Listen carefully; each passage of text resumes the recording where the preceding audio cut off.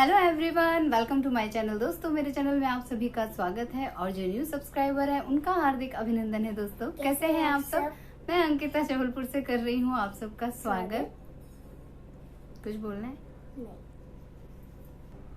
सो दोस्तों, आप लोगों ने एक सॉन्ग सुना होगा, सॉन्ग भजन जो भी कह लीजिए, बहुत पुराना है। हमको मन की शक्ति देना, मन विजय करें। सुना होगा क्योंकि हमारा बचपन तो यही सब गाते गाते बीता है। मम्मा, मैंने नहीं सुना, आप सुना सकती हैं? चीकू सुना देगी मम्मा, लेकिन अभी मम्मा बात कर रही, ठीक है।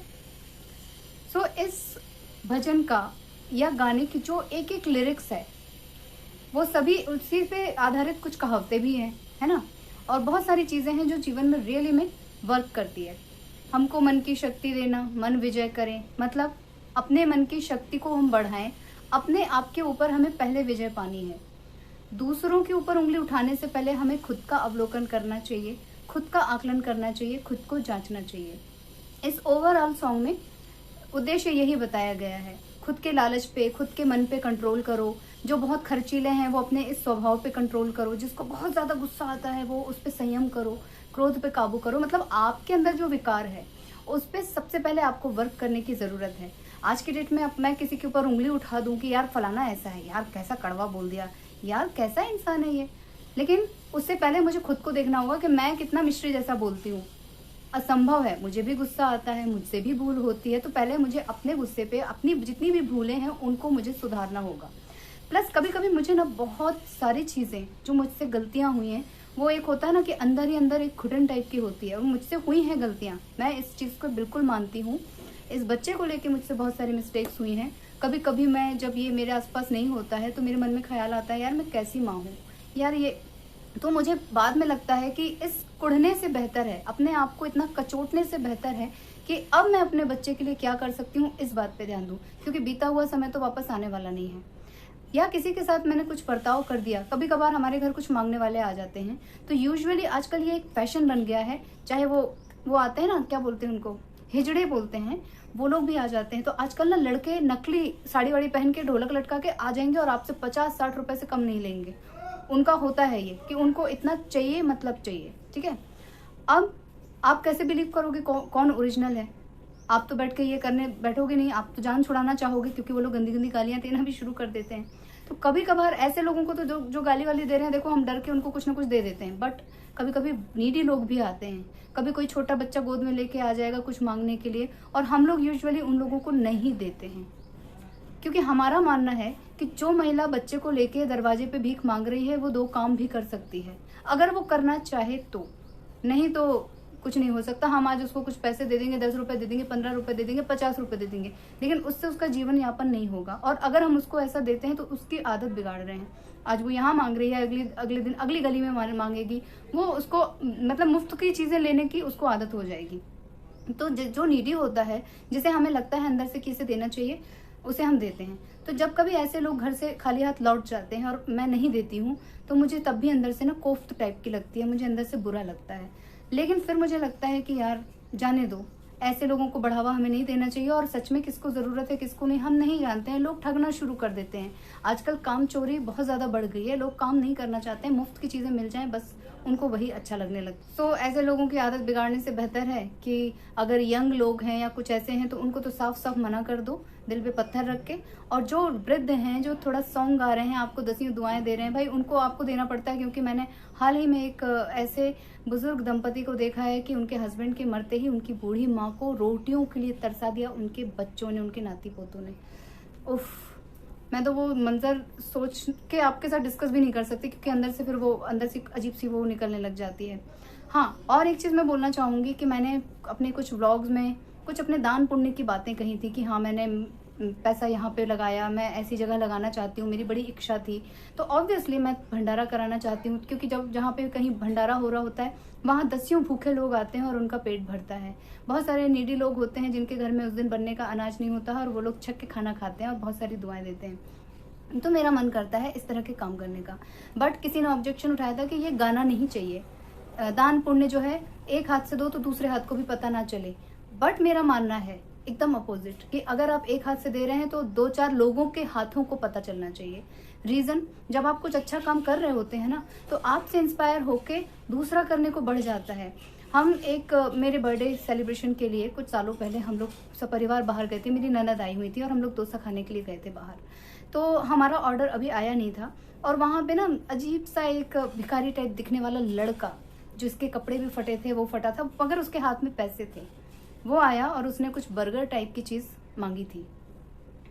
तो वो जिस भी टेबल पे, देखो ऑर्डर वो भी दे रहा था और पैसे उसके पास भी थे, वो पूरी पेमेंट करने का दम रखता था, तभी वो उस होटल के अंदर आया था, रेस्टोरेंट के अंदर आया था। बट उसको, वो जिस सीट पे बैठता, लोग उसको बड़ी गंदी नज़र से देखते थे। उनमें से एक मैं भी थी। मुझे भी अजीब सा लगा, क्योंकि देखो मेरे पास छोटा बच्चा था, तो मैंने बहुत सुना था कि लोग बच्चे लेके भाग जाते हैं, लोग इस तरह के बच्चों से क्राइम कराते हैं। तो मैं उस जोन में उस टाइम पे थी और मैंने इस चीज़ को महसूस किया। लेकिन उसको, एक टेबल पे वो बैठा तो उसको वहां से हटा दिया गया। एक टेबल, दूसरे टेबल पे वो जाके जब बैठा, उसका ऑर्डर आने का इंतजार वो कर रहा था, तो वहां के आसपास के लोग वहां से छोड़ के हट गए। तो जो बैरा वगैरह होते हैं वो आया और उसको कॉलर पकड़ के उसको बाहर खड़ा कर दिया दरवाजे के पास कि तुम्हारा ऑर्डर यहीं आएगा। तो कहीं ना कहीं मेरी अंदर से आत्मा कुड़ रही थी इस सीन को देख के, बट मैं चाह के भी उसके लिए कुछ नहीं कर पा रही थी। लेकिन वहीं पे एक आंटी थी और उन आंटी ने उस बच्चे को कुछ पैकेट दिया और उसके बाद उन्होंने काउंटर पे जाके कुछ बोला। तो उन लोगों ने बकायदे 1-2 बड़े बड़े डब्बे कुछ थे, हम लोगों को मालूम नहीं, मैं सिर्फ ये सीन देख रही थी और मेरा बच्चा जो है वो फिश टैंक वगैरह होते हैं ना, उससे खेल रहा था। तो मेरी नज़र दरवाजे की तरफ ही थी क्योंकि मेरा बच्चा वहीं पे था। तो बाद में जब वो आंटी से पूछा गया कि आंटी जी ये क्या था, आपने उस बच्चे को इतना सारा सब कुछ दिया, तो उन्होंने बोला था कि उसकी छोटी सी बहन है, एकदम नन्ही सी, वो और बाहर 1-2 दुकान छोड़ के वो खड़ी थी और उसके लिए ये यहाँ पे बर्गर खरीदने आया था। ये बच्चा जो है ये हाथ गाड़ी खींचता है, मतलब इसके पास इतने पैसे भी नहीं है कि खुद का ऑटो रिक्शा चला सके या कुछ कर सके, बट ये करता है, शू पॉलिश करता है उसी होटल के आसपास। और 2-3 चीज़ें उन्होंने बताई थी और वो आंटी उसको जानती थी। और चूँकि वो उन दोनों भाई बहनों को जानती थी, उस बच्चे की मेहनत पे उनको विश्वास था, इसलिए उन्होंने इतना सारा सब कुछ किया। तो केवल इतना ही नहीं, कई सारे लोगों ने उस बच्चे को पैसे नहीं दिए, लेकिन कुछ कुछ सामान उसकी बहन के लिए और उसके लिए दिया। तो आंटी कर रही थी, उन आंटी से इंस्पायर होकर बहुत सारे लोगों ने वहाँ पे ये सारी चीज़ें की। और हमको ये शिक्षा मिली वहाँ पे कि यार हर किसी को अंडर एस्टिमेट नहीं करना चाहिए। अगर कोई आ रहा है तो थोड़ा सा उसके आगे पीछे जान लेना चाहिए। देखो क्रिमिनल्स भी इन्हीं के बीच में होते हैं, उनके चेहरे पे कहीं लिखा नहीं होता है, लेकिन उन क्रिमिनल्स की वजह से, उस मानसिकता की वजह से हम अच्छे से अच्छे लोगों को दुखी कर देते हैं, जो कि हमसे हुआ। तो मैंने ये निश्चय किया कि कभी भी ऐसे नीडी बच्चे होंगे या कुछ होगा तो मैं इनके लिए कुछ करूँगी, और मैं करती हूँ, कोशिश मेरी पूरी होती है। बहुत ज़्यादा मैं नहीं कर सकती हूँ, लेकिन जितना कर सकती हूँ मैं करती हूँ। और मैं ये इसलिए बताती हूँ क्योंकि जब हम किसी को ऐसा कुछ करते देखते हैं तो हमें अंदर से इंस्पिरेशन मिलती है। अगर वो आंटी अगर ये अच्छा काम कर रही थी और छुप के करती तो हम तक ये संदेश कैसे पहुँचता, या और बाकी के लोगों ने जो चीज़ें कलेक्ट करके उस बच्चे को और उस बच्ची को दी तो वो बाकी के सारे लोग कैसे कर पाते। फिर तो वो आंटी चुपचाप जो बच्चे को देती, वो उन दोनों के आपस का अड़िया गुप चिड़िया चुप वाला किस्सा हो जाता और वहीं की वहीं ये सारी चीज़ें खत्म हो जाती।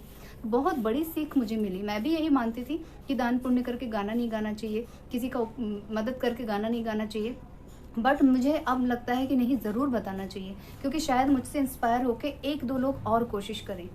मेरी फ्रेंड है एक, उनके ससुर जी, उन्होंने बताया कि वो साल भर 10-10 रुपए करके गुल्लक में जोड़ते हैं, और जब ठीक साल में एक दिन निश्चित है, उस दिन वो भंडारा कराते हैं अपने घर के सामने। उन्हीं साल भर के 10-10 रुपए से जुड़े हुए जितना भी रुपए होता है वो भंडारे में जाता है। तो कहीं ना कहीं उनके अंदर कुछ अच्छा करने की ललक है, कुछ अच्छा संदेश वो लोगों को देते हैं। तो ये सारी चीज़ें हम भी सीख सकते हैं। सो मैंने बात शुरू की थी एक सॉन्ग से। वो सॉन्ग आज मैंने सुना फिर से, तो वापस चीज़ें रिकॉल होने लग जाती हैं ना। तो उस सॉन्ग का मीनिंग मैं अपने अंदर अंदर सोच रही थी और उसके शब्दों पे मैं ध्यान दे रही थी। इस सॉन्ग को मैंने कई बार गाया भी है बचपन में अपने स्कूल में या कई सारे फंक्शंस में, लेकिन आज जब मुझे बहुत सारी चीज़ें रियलाइज़ हुई, खुद के ऊपर मैंने गौर किया और एक के बाद चीज़ें जुड़ती गई मेरे अंदर, तो मुझे भी यही लगा कि चलो इस गाने को जो है फॉलो करते हैं और अपनी ज़िंदगी में इसको उतारने की हम कोशिश करते हैं। हम लोग बहुत सारा ज्ञान कलेक्ट करते हैं, बहुत सारे जिज्ञासाएं होती हैं, उनको शांत करने के लिए गूगल से लेके कई सारी बुक्स वगैरह हम लोग पढ़ डालते हैं, लेकिन उसका उपयोग हम नहीं करते हैं। और जैसे जितना भी हमारा ज्ञान होता है, हमारी नॉलेज होती है, वो हमारे जीवन को संवारने का काम करती है। ठीक वैसे ही जैसे जो मेकअप होता है वो हमें सुंदर बनाता है, सो हमारी नॉलेज हमारे जीवन को सुंदर बनाती है। तो जब भी कभी ऐसे सॉन्ग वगैरह आते हैं, कुछ चीज़ें आती हैं, तो मेरा ना बहुत गहन चिंतन चालू हो जाता है। और उसके बाद मैंने क्या क्या कर्म किए, कहाँ कहाँ मैंने गलतियाँ की हैं, उनको कैसे और सुधारा जा सकता है, क्योंकि अब समय लौट के तो नहीं आएगा। जो हो गया सो हो गया। अब उनको बार बार याद करके मैं अपने आप को ही कचोटूंगी, अपने आप को ही तकलीफ दूंगी।